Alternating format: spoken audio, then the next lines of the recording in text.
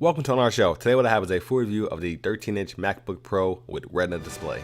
So just in case you missed my unboxing video earlier, here it is again in about 15 seconds. And basically what you get in the box is a power adapter, an AC wall plug, a power cord, some manuals, some Apple stickers, and also a cleaning cloth. Oh, and of course, the MacBook Pro itself. So let's start with design. It has a height of 1.8 centimeters, a width of 31.4 centimeters, a depth of 21.9 centimeters, and it weighs approximately 3.4 pounds, so we can say 3.5 pounds. It has an aluminum unibody design, and overall the fit and finish of this product is just really good. Apple makes their notebooks feel really high-end and premium. And if you've ever touched a MacBook Pro before, then you know what I'm talking about. And as far as features go, starting on the left-hand side, we have an SD-XC card slot. We have an HDMI port, and we have a USB 3 port. On the left side, we have a MagSafe 2, 1 and 2 Thunderbolt 2 ports, a USB 3 port, a headphone jack, and we also have dual microphones on this side. Here's a look at the bottom of the Mac Pro. We have 4 rubber feet or pads, 1, 2, 3, and 4. On the bottom of this Mac Pro, you have 10 Torx screws to take a look inside, and that's pretty much all you're going to be doing is looking inside, because a lot of the components inside this Mac Pro are either glued or soldered in, and that is a bad thing on Apple's part. Bad Apple. So as far as upgrading the Mac Pro by yourself goes, it's not looking good. Apple pretty much wants you to upgrade the Mac Pro when you buy it and have them do it for you right off the back and spend more money. Bad Apple. Bad Apple. But to be fair, most people don't upgrade their MacBook Pro anyway, and right off the back, even the most base model, which is the one that we have, is pretty awesome and pretty fast right when you buy it with the stock configuration. So good Apple, I guess. On the left, we have some vents so this thing can breathe, release some heat, and we have some vents on the right as well. Now this particular Mac Pro we have the very base model, which starts at $1,299. It features a 2.4 gigahertz dual-core Intel Core i5 processor with turbo boost up to 2.9 gigahertz, 4 gigs of RAM, 128 gigabytes of PCIe flash storage, Intel Iris graphics, Wi-Fi 802.11, Bluetooth 4.0, and the included operating system at the moment is OS X Mavericks 10.9, which includes a huge bundle of free software.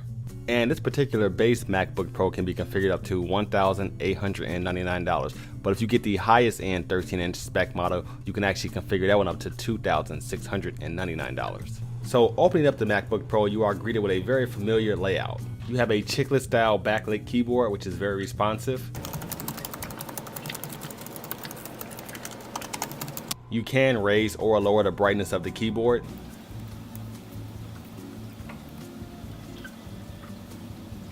And it looks really cool in a low lit area.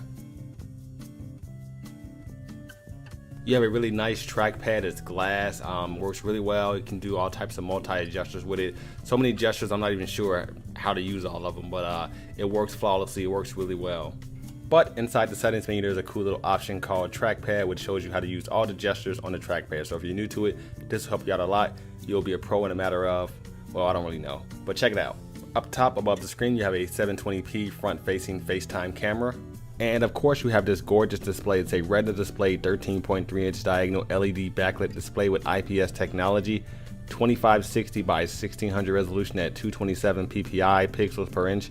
And as a result, you get really crisp, clear text, great lines, great details, and you really want to just watch HD movies all day long. It just looks really good. Just have a look, see for yourself.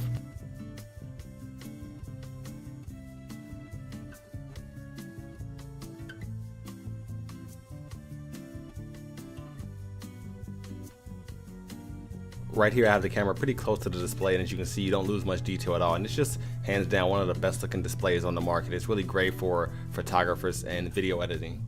As far as performance goes, I used a few benchmarking apps to give you kind of an idea what some real world tests might be like. So right here we have Nova Bench, and we got a score of 595. Using Blackmagic, our write speed stayed right around 300 and our read speed stayed right around 680. Using Geekbench 2, we got a single core score of 2,200 and a multi-score of 4,418. And the last benchmarking app we're going to use is Cinebench. It's going to take a look at your CPU and your GPU.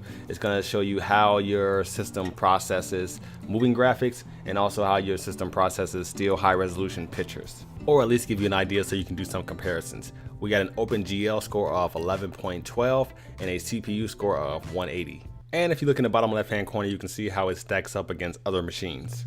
And as far as real world performance goes, I played a couple of games. The games run really smooth on this thing. I downloaded them right out of the App Store. And then also doing things like multitasking or editing in iMovie. I didn't edit in Final Cut Pro in this particular one, but I did do some editing in iMovie, some pretty heavy editing as well. And everything ran pretty well. And in this situation right here, I pretty much have every application open on the MacBook itself. And as you can see, it's still running pretty smooth. And you're probably wondering, well, how loud is the fan or how hot does it get? Well, I did some tests with that as well. Check this out. So right here with the thermometer hanging right outside the vent with 30 applications running, or right about 30 applications running, we got it up to 120 degrees. And keep in mind, that's with the thermometer right outside the vent, so it's not gonna feel nearly that hot when it's on your lap. In fact, it gets a little warm, but it doesn't feel that hot at all. Now, with the fan at full speed, our decibel reader goes all the way up to 55. Now, keep in mind, that's with the decibel reader right above the actual fan vent itself. And I still have all 30 applications still going, but standing 3 feet away, you can still barely hear the fan. And most of the time you barely notice that it's even on. But right here I'm pushing it to the limit for the sake of the video.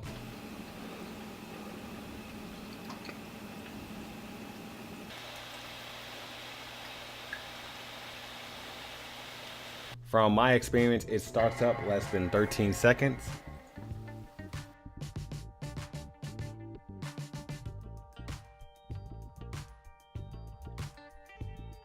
And it takes right around 17 seconds to shut completely down.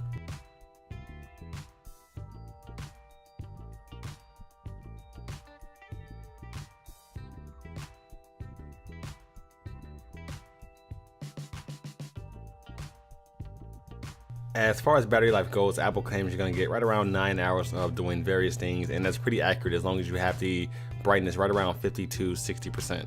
So in conclusion, this is a great notebook. It's extremely portable and fairly light.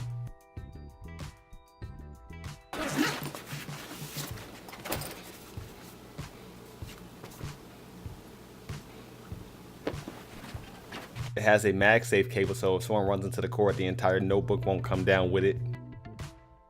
It has a great screen, so reading text, watching HD videos, or looking at high resolution images is a pleasure. And if the screen is too small for you and you need a bigger real estate, you can always add an external monitor. Wireless stereo headset. Check back soon for a full review. Take care. I'll see you guys. The fit and finish of this particular notebook is really solid. There is no squeaky, plasticky sounds, unlike the plastic table that it's on.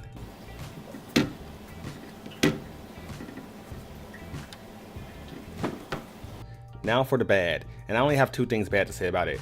One is the speakers. They're just not that good, but they're okay.